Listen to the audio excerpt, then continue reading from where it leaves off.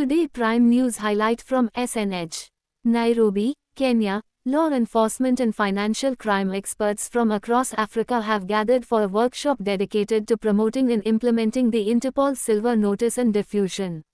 Organized crime in Africa, as in other regions, thrives on illicit financial flows and the laundered proceeds of crimes such as scams, illegal logging, terrorism and corruption.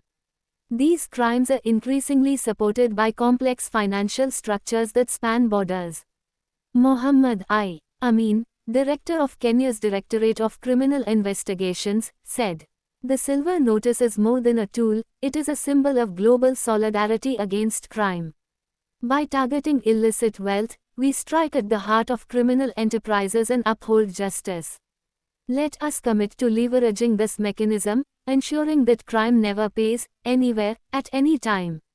Theus Badege, Director Pro Tempore of Interpol's Financial Crime and Corruption Center said, "Money is the thread that runs through almost every form of organized crime. For some, it's the motive, for others, the means. To dismantle criminal networks, we must follow the money, identify it, trace it, and disrupt the financial systems that enable these operations to survive and expand. Building capacity for maximum impact." Throughout the workshop, participants will explore how to leverage Interpol's full range of capabilities, including its notices, databases, expert networks, and operational support tools, to conduct financial investigations and disrupt criminal economies. Sessions also focus on emerging technologies, such as the use of cryptocurrencies and blockchain in laundering illicit funds.